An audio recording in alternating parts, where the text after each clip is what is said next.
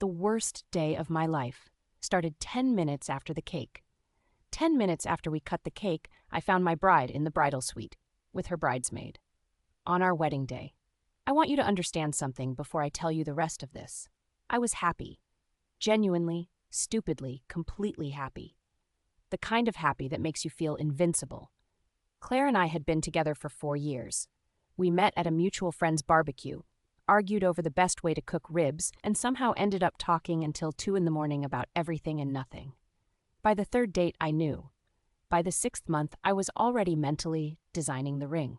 She was warm and funny, and she made me feel like the most interesting person in every room we ever walked into together. That was the thing about Claire. She had this gift for making you feel chosen, and she chose me. Or so I believed. The wedding planning was 18 months of organized chaos that I genuinely enjoyed, which surprised me. We found a venue with exposed brick and Edison bulbs and a garden for the ceremony. We taste tested 11 different cake flavors. Claire handled most of the details with her bridesmaid, Natalie, who had been her best friend since college. Practically sisters, Claire always said. They had a shorthand I never fully understood, finishing each other's sentences, communicating entire conversations through a single look. I thought it was beautiful, honestly. I told my groomsmen I wanted that, with my wife someday, that kind of deep knowing. I was an idiot. The red flags were there. They always are. And you always explain them away because the alternative explanation is simply too ugly to hold in your mind. The phone calls Claire took in the other room labeled in her phone as planning stuff. At 10 o'clock at night, for 45 minutes, 3 weeks before the wedding, when all the vendors were long confirmed. The way Natalie's maid of honor toast ran weirdly long and felt more like a love letter than a tribute. All these layered inside jokes I couldn't quite access. And when it ended and I looked at Claire, she had tears streaming down her face in a way that made my chest feel strange, though I couldn't name why. During the reception itself, Natalie and Claire disappeared to the bathroom together twice, and both times they were gone long enough that my aunt asked me where my bride was. 15 minutes. 20. I brushed it off. Of course I did. It was Marcus who cracked the whole thing open, even if he didn't mean to.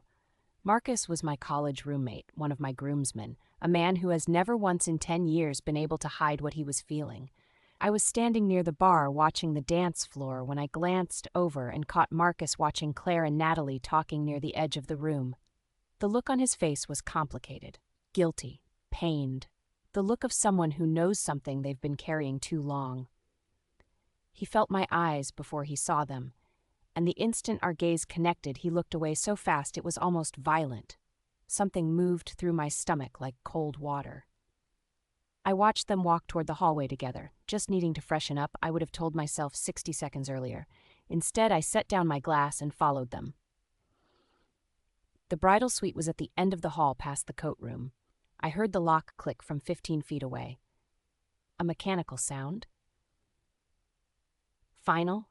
I stood outside that door for probably 30 seconds, which felt like standing at the edge of something I couldn't climb back from once I jumped. I could hear music from the reception behind me, something with a heavy bass, people laughing. My boutonniere was slightly crooked. I remember noticing that.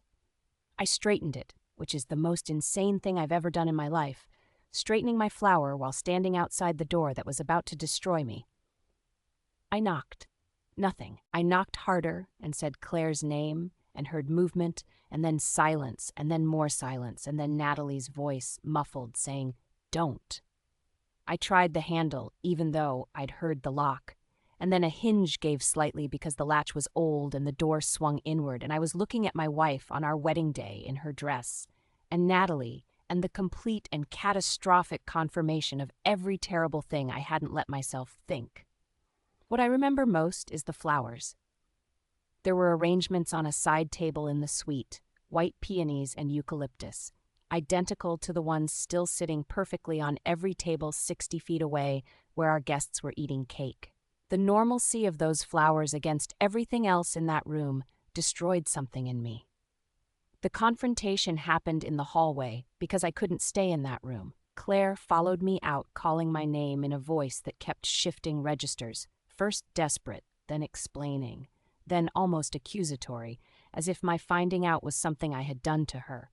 She said it wasn't what it looked like, which is a sentence that should be retired from the English language entirely.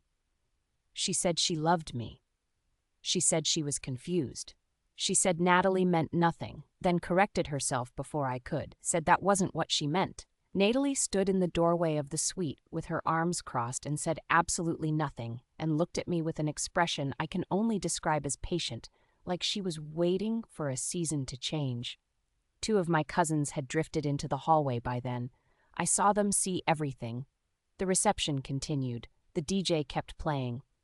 My parents found me in the parking lot, my mother's hands on my face, my father standing behind her, not knowing where to put his body. The cake was probably still being served. I slept in the honeymoon suite alone. The room had rose petals on the bed that the hotel staff had arranged, a bottle of champagne in a bucket of water that had gone cold. I sat on the edge of the mattress in my tuxedo for a long time without turning on the lights. The final piece came the next morning from Marcus, who had apparently been waiting all night to confess. He'd known for 2 years, not suspected, known. And then, one by one, the full picture assembled itself. 6 of our guests had known, some of Claire's friends, 2 of mine. A circle of silence that had been maintained around me carefully for years because everyone had decided the information was too destructive and I was too happy, and eventually it would just resolve itself somehow. They had all been at my wedding. They had all watched me cry during my vows. They had all clinked glasses and cheered when I kissed my bride. I had been the last person at my own wedding to know the truth. There is a specific kind of grief that has no language yet. The grief of realizing the life you were living was a different life than you thought. That the happiness was real, but the ground beneath it was not. You don't lose the future in that moment. You lose the past too. If you've ever had your whole life collapse in a single moment, you know this feeling. Drop your story below.